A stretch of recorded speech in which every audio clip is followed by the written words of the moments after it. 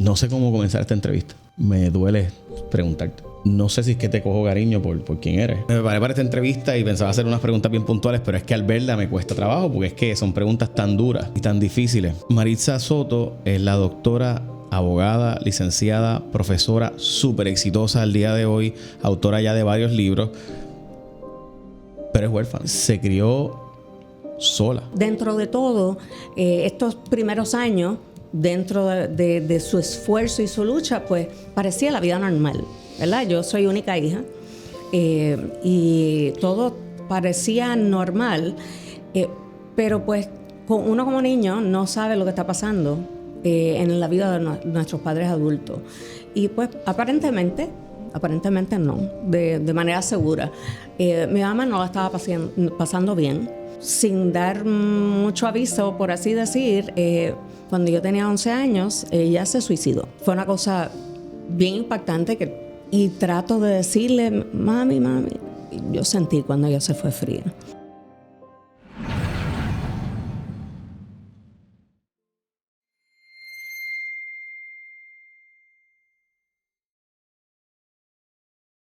El sueño americano. Nos vamos a Estados Unidos, la vida es preciosa, todo sale bien, no hay que trabajar duro. Ajá, sí. Al revés, hay que trabajar más duro, hay que meter manos. Hoy vamos a hablar con una autora, pero resulta ser que su caso es un caso extremadamente complejo. Yo conozco a la licenciada y doctora Maritza Soto, que está con nosotros. Ella es la autora de, bueno, no el libro, porque es una serie de libros que viene por ahí. Es una serie de libros que viene por ahí. Enfócamelo, si se puede, señor director, para que la gente que no sabe de lo que estamos hablando, lecciones de vida con Eggy. Eggy es ese huevito o ese muñequito. Encuentra tu propósito. Ok.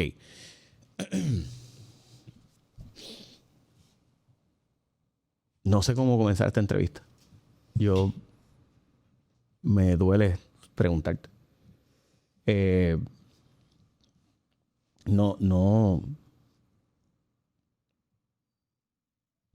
No sé si es que te cojo cariño por quién eres. Pero es que trato de no... por si acaso es la esposa del doctor Ortiz Espinosa. Yo conozco al doctor Ortiz Espinosa porque es de mi dermatólogo, el hombre que me puso pelo. Pero además de eso, porque es una gran persona, un gran tipo. Y sé que es un tipo que le importa el país, que ayuda a un montón de gente, etcétera. Y nos conocimos así. Después también, de hecho, en mi primera conversación con el doctor Ortiz Espinosa, él me dice que se conocieron en la FADU. Así mismo, a nivel de la universidad, estábamos en primer año de universidad los dos, cuando nos conocimos en la FADU, para los que no saben, Federación Adventista Universitario. Y pues eso fue en primer año y nos casamos en segundo año. Lo cual, pues, muchas personas podían pensar, como ocurre, ¿verdad?, que había, qué sé yo, un embarazo en ese camino, pero lo que estaban esperando fueron 4 años y medio después que vino el primer embarazo, o sea que eso no fue el caso. Ok, doctora, perdona que le interrumpa. No. Sí, no te preocupes. Ok, es que, de nuevo, ok. Esto no es normal para mí. Como saben, me preparé para esta entrevista y pensaba hacer unas preguntas bien puntuales, pero es que al verla me cuesta trabajo porque es que son preguntas tan duras y tan difíciles. Ok. Maritza Soto es la doctora, abogada, licenciada, profesora, súper exitosa al día de hoy, autora ya de varios libros, pero es huérfana. Así mismo. Se crió sola. Básicamente, o sea, cuando mencionaste lo del sueño americano, pues definitivamente mis padres puertorriqueños, ambos oriundos de San Sebastián, buscando ese sueño americano, por así decir. Ellos emigraron en el 60 para Miami. Pero por supuesto, muchos, especialmente los más jóvenes, que piensan en Miami, piensan en este Miami que es totalmente latino. Esto no era el caso. Esto era un Miami americano, mayormente judío, donde miraban a los hispanos de mala forma, y mucho más si eran personas trabajadoras de cuello azul, que es el caso específicamente de mi papá.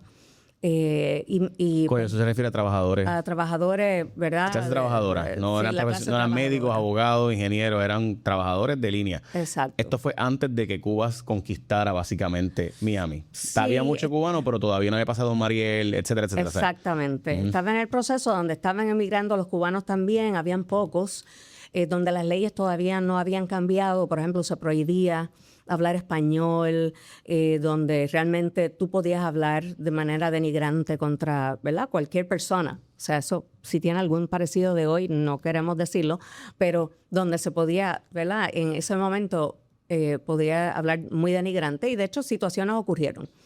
Pero dentro de todo, estos primeros años, dentro de su esfuerzo y su lucha, pues parecía la vida normal, ¿verdad? Yo soy única hija. Y todo parecía normal, pero pues uno como niño no sabe lo que está pasando en la vida de nuestros padres adultos. Y pues aparentemente no, de manera segura. Mi mamá no la estaba pasando bien porque pues precisamente sin dar mucho aviso, por así decir, cuando yo tenía 11 años, ella se suicidó. Estoy hablando de una persona que iba a iglesia, una persona con principios cristianos, donde en mi casa no existían armas. Y ella se quitó la vida con una pistola, que en algún sitio la tiene que haber comprado. Aquí, quien la encuentra soy yo. Ella, totalmente normal, ella estaba cocinando en la casa, me dice que vaya a recoger la ropa que estaba en los cordeles, y allá voy a recoger la ropa y escucho un ruido un poquito extraño para mí y decidí entrar a ver qué había pasado. La casa no era muy grande, por lo tanto empiezo a mirar hasta que miro hacia su cuarto y ella todavía estaba viva. Yo juraba que ella estaba jugando. Nuevamente, tengo 11 años, no tengo la más mínima idea de lo que está pasando. Hasta que me la acerco y veo la pistola, veo el orificio en su corazón, ¿verdad? En el área de su corazón. Por supuesto, fue una cosa bien impactante que uno no sabe ni qué hacer, y pues hice lo que no debía haber sido, cogí esa arma y la moví de sitio, que luego soy cuestionada al respecto por la policía. Y trato de decirle, mami, y yo sentí cuando ella se fue fría. Y fue a mí que me tocó, o sea, yo me senté a leer la Biblia, a ver si en la Biblia me decía qué tenía que hacer, y yo de momento digo, ¿qué yo estoy haciendo aquí? Yo tengo que informar esto. 11 años, volvemos, 11 años. Llamé a la policía para informarlo, llamé a donde mi papá trabajaba para decírselo, y entonces uno, pues por supuesto, ningún tipo de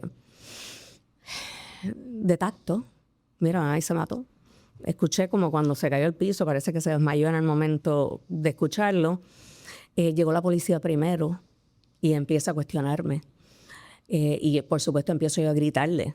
Me están insinuando que yo maté a mi mamá. O sea, fue una cosa muy fuerte, muy fuerte. Pero puedo decirte que de ese día en adelante mi vida cambió. Diametralmente dejé de ser la nena de 11 años que jugaba con muñecas. ¿Jugabas con muñeca a los 11 años todavía? Yo estaba jugando con muñeca justamente antes de ir a recoger la ropa. ¿Okay? Por lo tanto, de ese día en adelante, esa vida cambió. Totalmente, nunca más volví a pisar esa casa. ¿Supiste por qué estaba atrasando tu mamá? No, supuestamente hubo cartas que ella dejó, que yo no las vi. Traté a través de los años y me dijeron, es mejor que no sepa. Le montaron cuentos a mis abuelos en Puerto Rico de que es que ella tenía un tumor cerebral, lo cual no era cierto. Imagínate que me entero en estos días por un primo que habían dicho aquí que ella el tiro se lo pegó en la cabeza, precisamente por eso. O sea, nada. No, nunca supe. Lo que sí puedo pensar es que posiblemente sufría de depresión desde antes, porque ella pues había tenido aparentemente un intento de adolescente cuando fue inicialmente novia de mi papá. Pero nuevamente yo tengo 11 años, no tengo esa información y trato a través de los años de entender un poquito más. Pero la realidad es que en aquellos tiempos, porque entonces ocurre conmigo luego, la salud mental no era algo que se atendía mucho. Yo nunca recibí ningún tipo, en ese tiempo, luego, ningún tipo de terapia, ni de ir a nadie. Tú tienes que bregar con esto. Y pues nada, mi papá fue otro, ¿verdad? Y este es un punto, ¿verdad?, interesante. Mi papá no pudo realmente manejar la situación. Nosotros vivimos un año con un tío, de ahí él me puso en internado, en el cual me fue a ver 2 veces en 3 años. O sea que te quedaste huérfana de mamá y de papá. Y de papá, sí. Y básicamente, realmente él apareció en mi vida luego, pero realmente nunca hubo el enlace, el bond de madre y de padre e hija, porque eso no pudo volver, ¿verdad? Y de manera, ¿verdad?, triste, y creo que te lo comenté al principio, aún luego que volvió a mi vida, él también se suicidó. O sea que no tuve uno, sino que tuve 2. Por lo tanto, es muy difícil. El tema del suicidio, yo creo que no le damos suficiente atención cuando le ocurre, no solamente lo que le ocurre a la persona cuando lo hace, sino el efecto que tiene sobre el resto de las personas. En mi caso particular, cuando fui a vivir al internado, para mí fue bien difícil. Estoy hablando que estoy sola. Yo no tengo hermana, no tengo hermano, no tengo nadie. Por lo tanto, era muy normal que yo tuviera mis episodios de sencillamente echarme a llorar. Y yo no sé cómo puedes hablarlo. De verdad, perdóname. Es que no lo puedo imaginar. O sea, y ver el ser humano que eres es impresionante. O sea, un milagro. O sea, usted es un milagro. O sea, yo no, y perdóname, ¿verdad? Que yo sé, debería estar emocionado usted, no yo. Pero es que no me puedo ni imaginar. O sea, wow. O sea, qué ser humano más grande. Allí en el internado, cuando vienen y le dicen a uno, ¿por qué tú lloras? Tú no le importas a nadie. O sea, eso, desgraciadamente, por el otro lado, caló bien hondo. O sea, te dejaron aquí precisamente porque a nadie le importa, eso no llores más. Te toca meter mano. Exacto. Y eso decidí esto te lo dijeron hacer. en inglés. O sea, eso me lo dijeron en inglés. Porque I don't know why you're crying. Get over it. O sea, you don't care. O sea, you don't matter to anybody. Así, claro. Para yo entender a la niña, porque a la larga la razón por la cual existe Eggy es para redescubrir esa niña y el propósito de la vida. Lecciones de vida con Eggy nace en gran medida porque ella busca redescubrir a esa niña a través de tus hijos y después nietos. Y quiero hablar del libro y estas lecciones de vida, ¿no? Pero cuando tú las recuerdas, ¿puedes recordarla? O sea, ¿puedes recordar a la niña o realmente borraste? No puedo recordar a la niña. Tú recuerdas a la niña, recuerdas sus emociones, recuerdas cuando te dijeron eso y puedes, cuando las recuerdas, ¿qué sientes? ¿Qué percibes? Porque tienes una fuerza tan impresionante. O sea, yo escucho tu historia y es un milagro tú no te miraras en vicio, es un milagro no te miraras en la prostitución, es un milagro no te miraras en droga. O sea, tú fuiste 4 puntos toda tu vida, eres abogada, eres doctora, eres profesora universitaria, licenciada, o sea, autora de libros, madre, abuela. Es que eres impresionante. O sea, entonces yo que veo la aportación que hace, por ejemplo, a través del esposo, ¿verdad? La Fundación Piel, todas esas cosas que ustedes hacen. Yo escucho tu historia y yo a veces me refugio en, es que pasó tal cosa, así que por eso yo como así, y obviamente, perdóname que lo lleve a hacer la comida, pero volviendo a usted, ¿cómo recuerdas que esa niña logró esa fuerza? O sea, ¿de dónde sale esa fuerza? Posiblemente, ¿verdad? Y si me voy a través de los años y la fuerza, has escuchado, por supuesto, lo de el gato boca arriba, luchando el gato Sí. boca arriba. O sea, tú dices todas esas cosas y yo misma me impresiono. Yo digo, wow, está hablando de mí. Porque la realidad es que el camino no ha sido fácil para ninguno de esos pasos. Para ninguno de esos pasos ha sido fácil. Ha sido lucha, literal. Hay gente, inclusive en mi familia, que pueden decir que que puedo ser muy peleona. Es la verdad. Porque, por supuesto, muchas veces, si me dicen algo, puedo sonar que estoy a la defensiva. Porque realmente he estado toda la vida defendiéndome. Porque no tenía más nadie que me defendiera. Por lo tanto, cualquier cosa que ocurre, pues ya tú me ves que yo estoy como que, no, esto es así y esto es así. Y aún en cada uno de esos pasos no fue fácil graduarme de la universidad, del bachillerato, porque yo tenía que trabajar. En esos momentos, pues mi esposo y yo ya nos habíamos casado, pero nosotros éramos dos pelados. A nadie nos dio nada a nosotros para la boda. O sea, lo que yo me ganaba en estudio y trabajo, pagué, las personas de la iglesia llevaron las cositas de comer. O sea, esto no fue fácil. Nosotros íbamos en Volky, en PON, para la universidad. Cuando él comenzó en medicina, quien trabajaba era yo. De hecho, la parte que ya no cuenta es que el doctor Ortiz Espinosa ha dicho muchas veces que él no sería el dermatólogo exitoso, empresario, reconocido hoy si no fuera porque usted lo empujó a estudiar. Y le creo esa disciplina y estructura. Y yo sé lo que le está diciendo porque pues, yo lo puedo ver.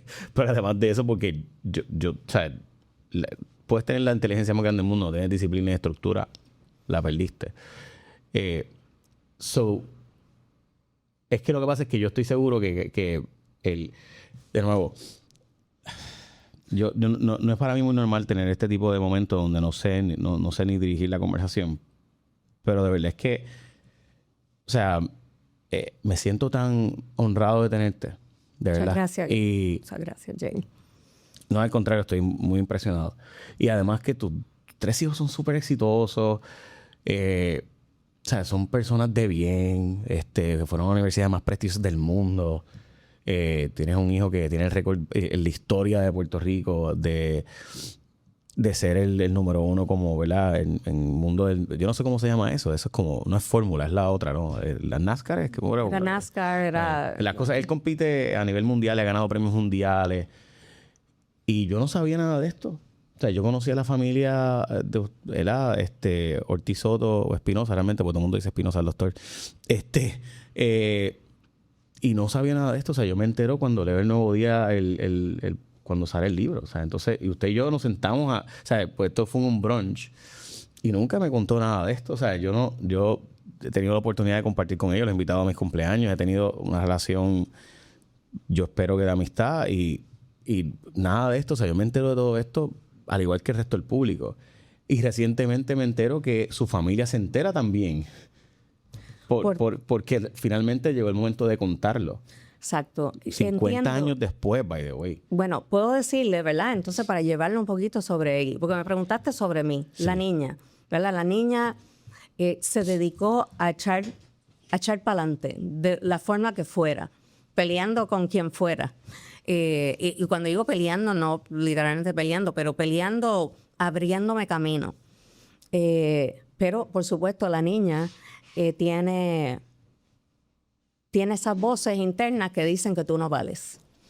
Y esas voces eran bien difíciles de luchar con ella, a nivel de que te puedo decir que hubo momentos donde yo también consideré, aún casada y aún con mis hijos, consideré que quizás yo no era lo suficiente ni siquiera para ellos.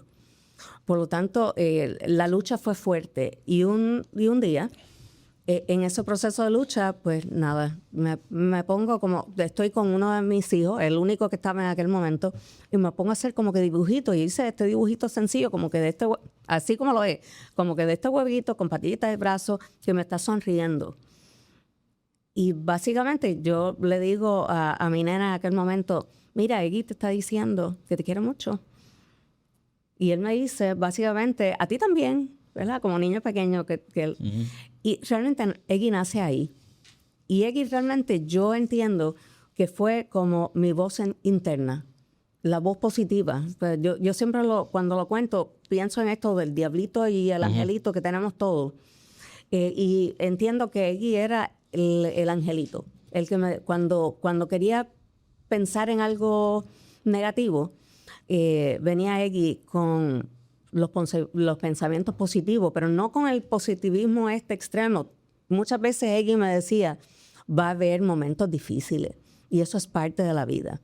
Y esa parte de la vida tú la vas a poder superar. Y fueron, ¿verdad? Eggy nace después de 35 años. O sea, cuando nace sale a la luz pública después de 35 años. Yo llevo haciendo los Eggy desde finales de los 80. Y tengo 200 y pico de dibujos que fueron conmigo y que me dieron apoyo y me dieron dirección en muchas ocasiones. O sea que la niña ya adulta empieza a hablar con Eggy. Eggy se convierte en un compañero de vida. Como un compañero de vida. Este personaje, por si acaso, es Eggy. Ese es Eggy. El huevito. Y ese huevito era un personaje parecido, ¿verdad? Y perdón no lo diga, ¿verdad? Pero al personaje que salió de Wilson. Exacto. En la película Castaway. Sí. Algo así. Lo único que no es un coco, ¿verdad? Sí. Era un dibujo, definitivamente. Tan sencillo que yo inmediatamente lo sometí para copyright. Yo decía, mira, un huevito así, cualquiera se lo lleva, ¿verdad? Y yo sé que puede haber otras cosas por ahí que se parezcan, pero este es mi Eggy. Y a través de los años sí busqué diferentes tipos de ayuda. Y lo último que hice... Ok, pero te interrumpo porque no... Y yo, créeme que no quisiera interrumpirte, pero tengo que hacerlo. A la niña de 11 años, 12 años, 13 años, 14 años, 15 años, 16 años, 17 años, que fue 4 puntos en la escuela, que era 4 puntos en la universidad, que era la persona ejemplar, ¿de dónde sacó esa fuerza? O sea, que si tú recuerdas a esa niña, ¿de dónde saca la fortaleza para I'm not gonna give up? Yo no voy a rendirme, o sea, yo voy a luchar, yo voy a pelear. Pues ¿sabes de dónde viene? Bueno, aparte de que yo soy creyente, ¿verdad? Y realmente, aún en mis peleas con Papá Dios, porque muchas veces le decía, ¿por qué? ¿Por qué a mí me tiene que pasar esto? El norte que en aquel momento que te dije que mi mamá decía que la única forma que tú vas a echar para adelante es estudiando, eso fue algo que yo mantuve conmigo. Una manera de, dentro de todo, honrar lo que era su vida, porque pues nada, yo por supuesto amaba a mi mamá. Para mí eso fue súper fuerte. Pero yo encontraba que esa era una de las maneras de honrar su vida. Y a los 20 y pico de años te puedo decir, y esto lo recuerdo, yo fui a una entrevista de trabajo y pues por supuesto llevé las cosas que había hecho hasta el momento. No había estudiado Derecho, yo estudié Derecho, digo después de vieja, ¿verdad? Mi hijo menor tenía como 9 años. Pero en aquel momento ya había terminado el doctorado y tenía unas certificaciones y el que me está entrevistando me dice, ¿pero por qué tú has estudiado tanto? Y en ese momento yo no encontraba ni cómo contestarle porque ni yo me había cuestionado eso.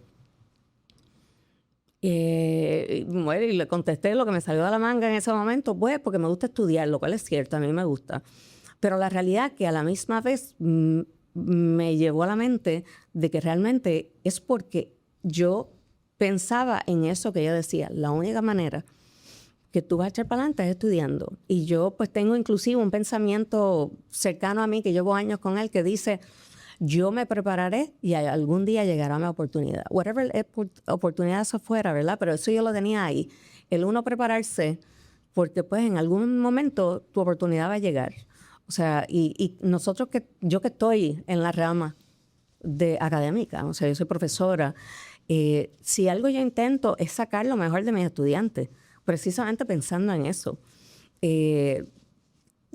Con los que yo he trabajado y pueden recordarme, los trato de empujar al máximo. Me mencionan a mis hijos, pues porque precisamente no es que yo les exijo de más, les exijo hasta donde ellos puedan llegar.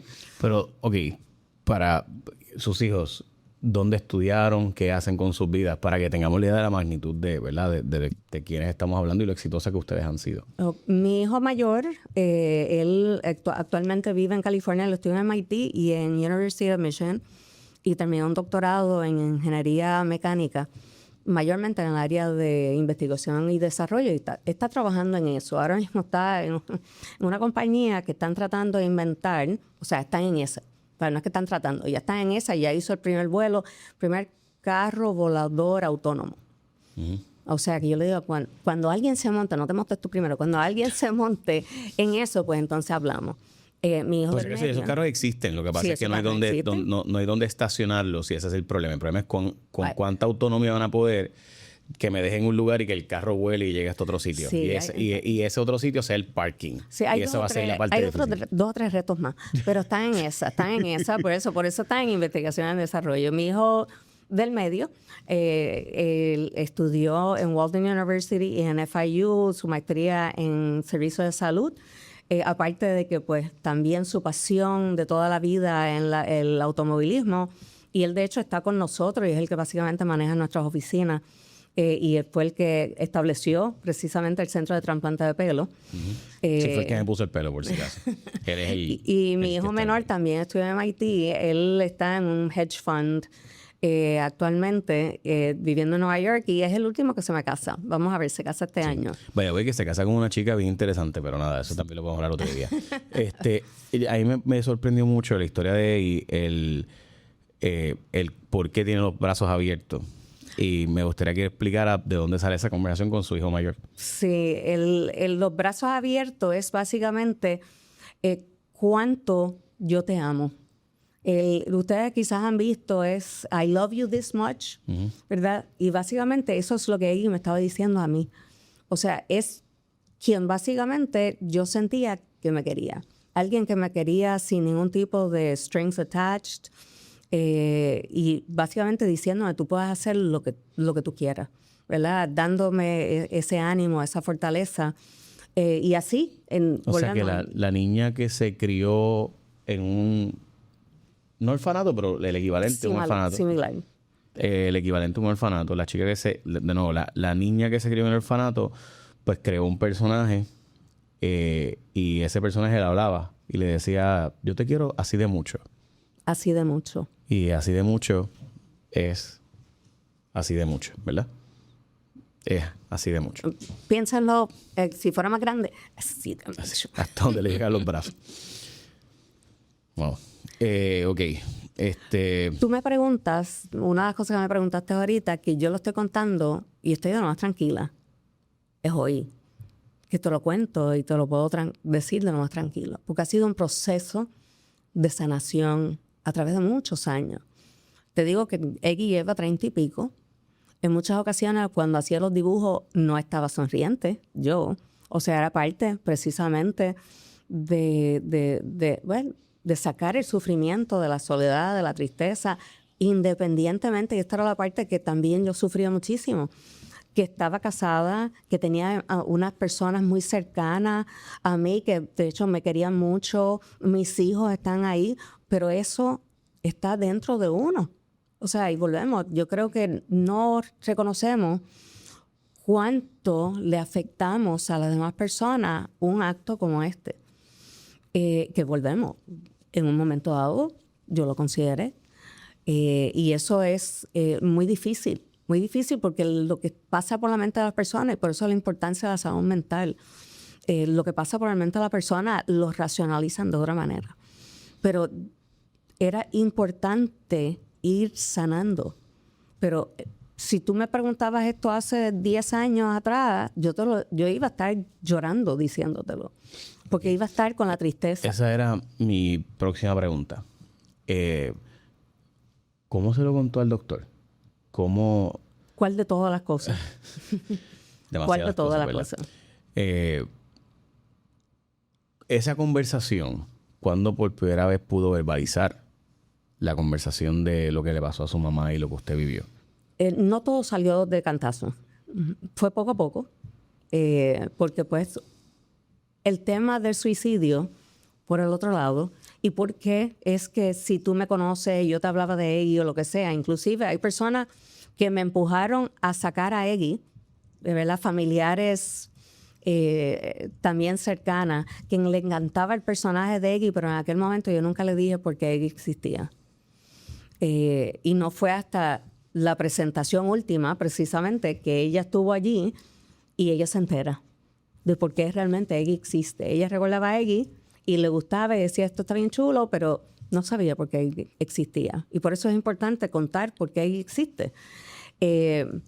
Fue poco a poco y nuevamente fueron muchos años y de poder, en momentos cuando todo el mundo se supone que estuviera contenta, que yo estuviera llorando. O sea, para mí años nuevos eran malísimos, ni hablar del Día de las Madres, mi cumpleaños, todo esto eran desastres. Porque entonces cuando todo el mundo se supone que esté contento, por lo tanto, también me pesaba que entonces otras personas sufrieran. Porque pues, por supuesto, si quieren a uno, no lo quieren ver a uno sufriendo tampoco. Por lo tanto, pues esto fue a través de los años. A través de los años. Ni siquiera él supo bien por qué Eggy surgió. Se pensaba que era un dibujo. Inclusive cuando saco el libro y voy a hacer esa primera entrevista, te estoy hablando hace unos meses atrás, que a mí me tenía un poquito de estrés. Y él que pues, sale mucho en la televisión, me decía, pues, ¿cómo vas a hacer? Y yo, te voy a decir una cosa. Yo no puedo hacer esta entrevista si yo decido no salió de aquí. Y él me miraba, tú sabes por qué salió de aquí. Y inicialmente, por el mismo hecho de lo que significa un suicidio, que es un tabú, la conversación, él estaba un poquito asustado. Te puedo decir que yo entiendo que él estaba un poquito asustado con qué pudiera haber sido la reacción. Y él mismo se sorprendió de realmente cuán diferente fue la reacción. Pero no interrumpa, yo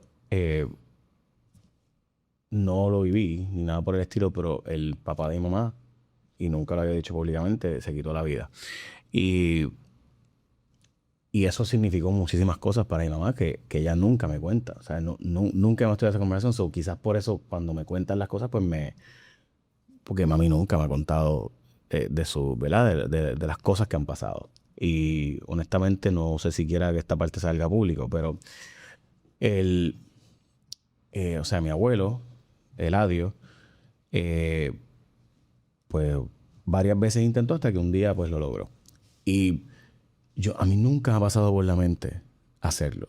O sea, me ha pasado por la mente que yo no valgo, todas esas cosas que pasan por la mente de uno, que nunca voy a lograr estar ¿verdad? Saludable, o en mi caso mi sobrepeso, las burlas, etcétera, todas esas cosas sí, pero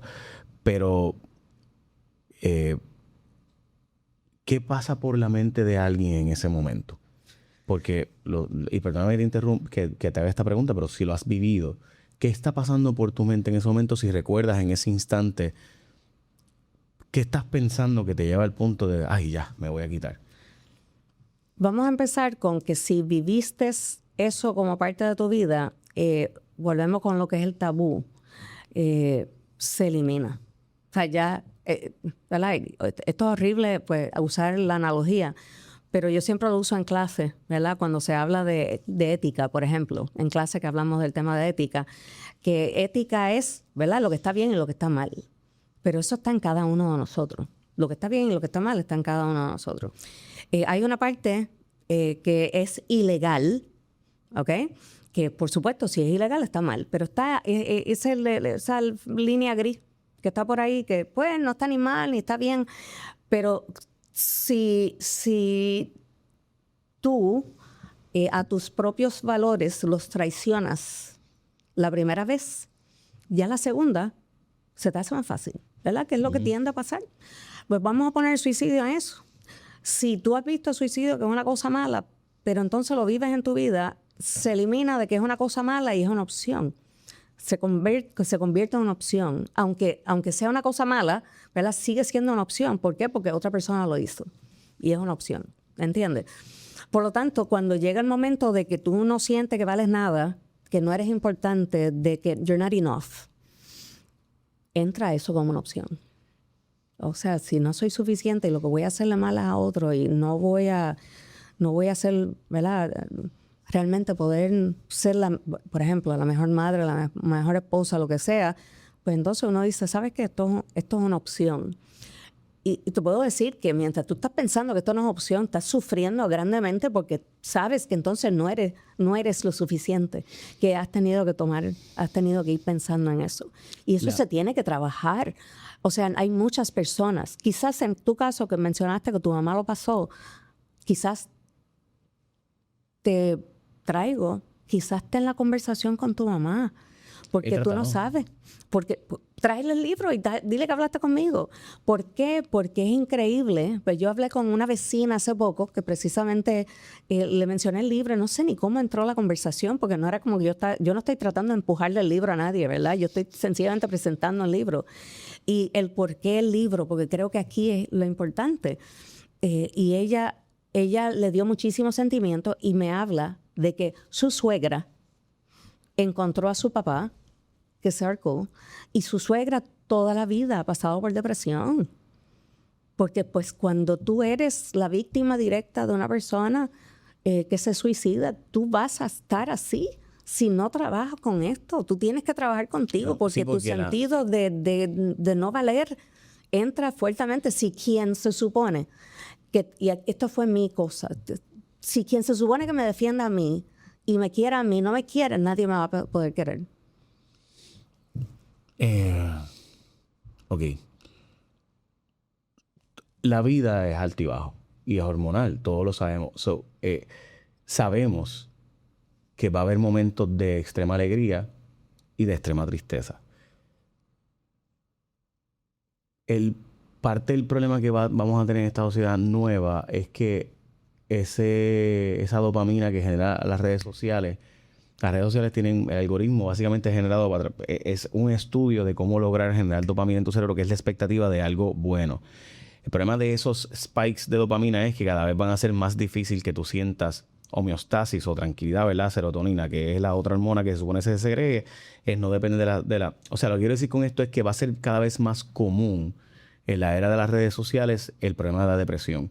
El problema de... ¿Y por qué? Porque es que estamos manipulando todo el tiempo nuestro sistema hormonal de segregación cerebral, y esto está estudiado, no es mi opinión por si acaso, por favor busquen los estudios sobre este tema, de por qué las redes sociales se crearon para literalmente ese algoritmo, cómo lograr ese spike, ese disparo cerebral de hormonas para que se segregue esa dopamina y generar para que te quedes ahí buscando dopamina la próxima.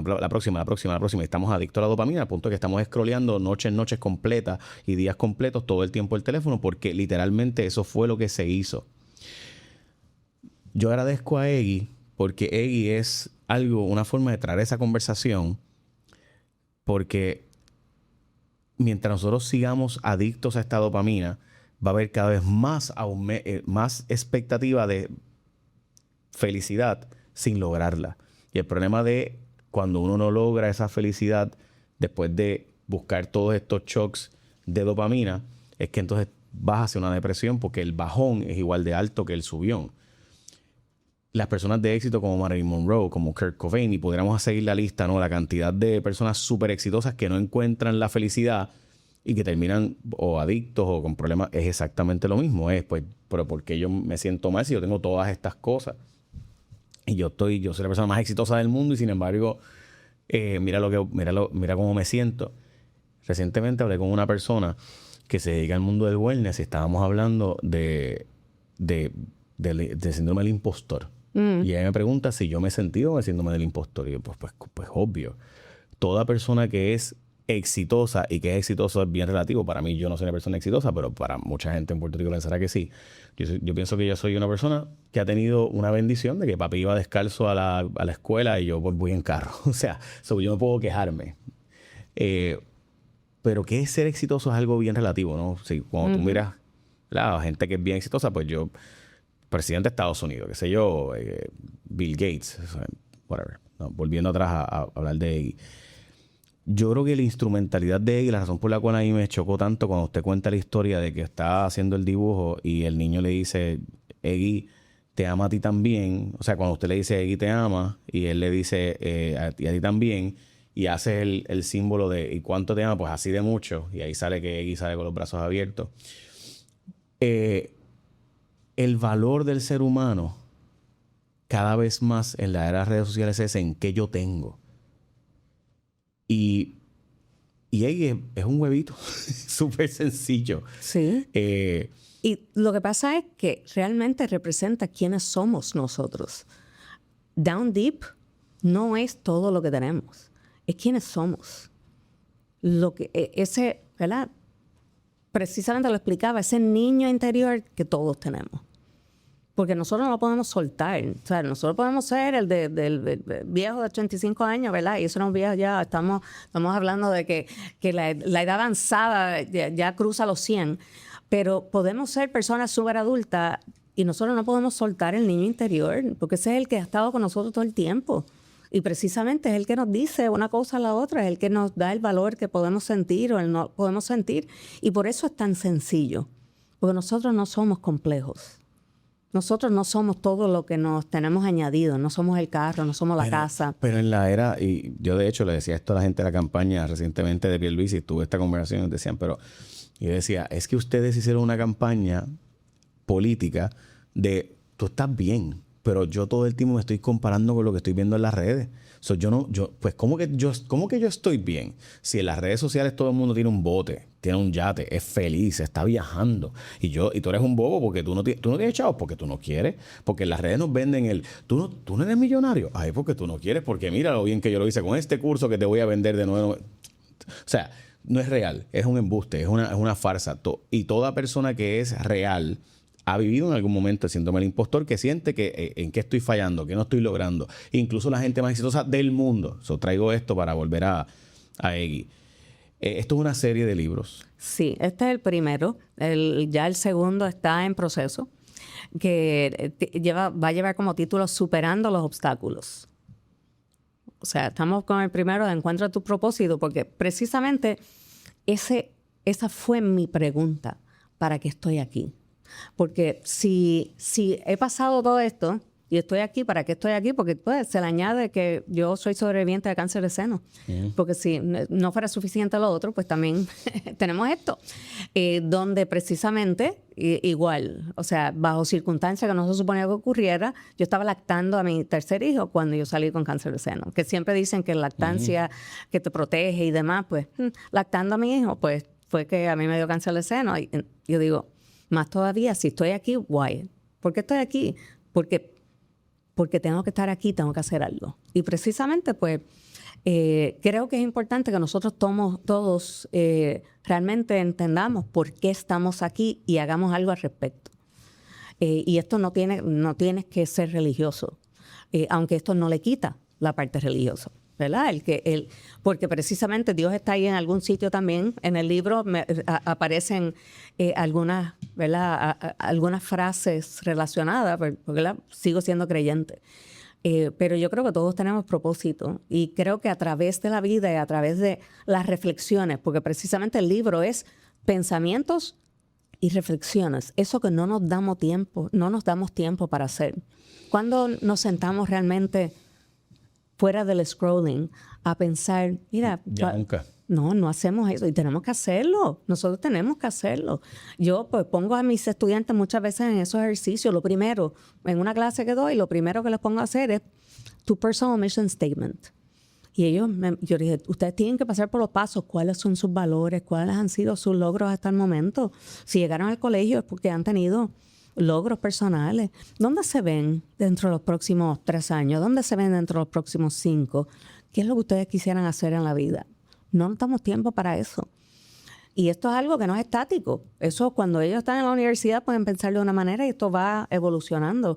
Pero nos tenemos que dar tiempo de reflexionar quiénes somos. Ese niño interior que tenemos necesita cariño. Necesita hablar contigo, ¿verdad? Y realmente eso es lo que este libro y los demás van a querer hacer. Que tú encuentres tu propio Eggy. Este es mío, ¿verdad? Que tú encuentres tu propio Eggy y que tú puedas entonces realmente saber que vales mucho y que hay mucho que puedes hacer. Una de las cosas que me pareció interesante de la conversación cuando la escuché volver a ver, esa parte de escribir, de sentarse con un lápiz y un papel y escribir todas esas metas, todas esas ideas, todos esos conceptos. La verdad es que cuando lo escribimos en la computadora no es igual. no se taladra y no hay un proceso de introspección y de aprendizaje igual. Y yo estudié para la reválida, sí, yo recuerdo que tenía la libreta amarilla y yo escribía, me hacía la pregunta, ¿cuál es el tercero registrar? El tercero registrar, y yo escribía. Y eso fue lo que me taladró y me permitió pasar la reválida. Leerlos en PDF jamás hubiera pasado la reválida. Y porque es que simplemente pues, hoy día lo sé porque cuando veo mi span de atención versus el que tenía, pues es una diferencia sustancial. Eso no viene al caso. Lo mismo, ese grounding, sacar espacios para uno ir a la naturaleza, lo que sea. Nada, en fin. X es un huevito. Eso es X. X es un huevito, pero realmente es tu voz interior. Es tu niño interior. El que lo quiera ver como un huevito, pero el que lo ponga de frente, ¿verdad? Y lo mire, te pregunta qué te está diciendo, realmente es tu niño interior.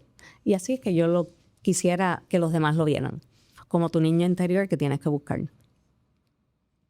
¿Qué usted le diría al niño interior que estaba en el cordel? Que yo le diría al niño interior que está en el cordel, vas a pasar cosas bien difíciles, pero vas a poder salir. Y aquí estoy. Y le doy gracias a Papá Dios por eso, por todas las personas que han estado al lado mío en el proceso y que realmente me han dado la mano y no me han soltado. Y ya es tiempo de entregarle a Eggy al resto del mundo. Y aquí estamos. Gracias, Maritza. Gracias a ti, Jay, por permitir dar la historia y por levantar bandera de muchas cosas. ¿Verdad? Levantar la bandera, cuán importante es la salud mental, cuán importante que nosotros le digamos a las personas cuánto lo queremos, cuán importante es realmente tener a alguien que te quiera y que esté contigo en las buenas y las malas, porque eso afecta a nuestro niño interior. Termino con... Había un estudio que decía, y esto que... cuando estaba el famoso debate de si los niños deben ser adoptados por parejas de la comunidad LGBTIQ y demás, salió un estudio bien importante que decía que lo más importante para el éxito de un niño era tener a alguien que lo quisiera, independientemente del género, del sexo, de lo que fuera, alguien que lo quiera. Y eso es lo más importante, la más razón de ser. Y por eso usted ve que los deambulantes tienen perritos, porque alguien que me quiere, alguien que... Y cuidan más el perro que a sí mismo. Y usted no tuvo esa persona. Eggy siguió conmigo, estaba ahí. La voz interior que me empujó. Fue la voz interior que me empujó en todo momento y por supuesto, pues hubo personas de manera aislada que llegaron, ¿verdad? En el internado hubo una señora que yo recuerdo que me llevó el día de Navidad de compra para comprar ropa, que siempre lo recordé y nuevamente son cosas que yo he hecho para personas en momentos difíciles. Hubo una tía con quien cuando vino a Puerto Rico que vino a vivir y estuve con ella un tiempo. Ella pues me ayudó a pelear por un par de cosas, ¿verdad? En servicios legales, con mi papá, porque tampoco me pasaba ningún tipo de dinero. Por supuesto, pues cuando me casé, tuve amistades muy cercanas. En un momento dado llegaron mis compadres, que son como mis hermanos. Por supuesto, mis hijos. Sí, pero eso vino mucho después. Mi punto es que en ese proceso... Fue mucha la lucha interna. La lucha interna. ¿Cuántos de nosotros pudiéramos demostrarle a esos niños o a esas personas que hay alguien que cares about you? Los días yo fui a darle una... Jessica me invitó a... No sé si le he invitado a usted ahí, donde un grupo de niños que no voy a decir detalles porque me pidieron no decirlos, pero niños que ¿verdad? Son removidos por el Departamento de la Familia y fui allí a ese hogar y de hermanas de la Iglesia Católica y le hablo a ellos y la historia, y yo les llevé las historias de los niños que de todas las personas exitosas en la historia que han sido huérfanos, que sus padres no han estado ahí. Y yo no sabía la historia de Maritza. Y son la excepción, pero han podido. Qué bueno que Eggy te acompañó y que logró que hoy puedas contarnos su historia para que tantos otros niños como esos a los que yo fui a hablarle, pues tengan una historia de alguien que literalmente está viva gracias a que luchó para que otros hoy día tengan esta historia de que sepan que sí, siempre hay alguien que va a acompañarte, aunque sea tu niño interior. Exactamente. Pues, muchas gracias, Jay. Y espero que esto pueda ayudar. Esto también, o sea, esto puede parecer que es para adultos, pero me he encontrado con que muchos padres, ¿verdad? Pensando en lo del peluchito son conversaciones que abren con sus hijos, que le leen el libro y empiezan las preguntas. ¿Y qué significa tener un sueño? ¿Y cómo yo puedo hacer esto? ¿Verdad? Y esas conversaciones de padre e hijo a temprana edad es bien importante también. Nuevamente, son esas cosas que, por ejemplo, en mi caso, como te dije, que yo tuve una dirección que fue la meta que yo mantuve en todo momento. Vamos a decir que tú puedes tener una relación muy buena y tu papá se murió por enfermedad, le dio algo y se murió, pero tuviste estas conversaciones con tu papá a temprana edad o con tu mamá a temprana edad que fueron esas que te ayudó a guiarte. De esas cosas uno de niño no las olvida. Por lo tanto, pues se abre tanto para adultos como para poder tener unas buenas conversaciones con niños. Gracias, Maritza. Gracias a ti, Jay. Gracias. Y que ahí nos acompañe. Yes. Gracias. Gracias.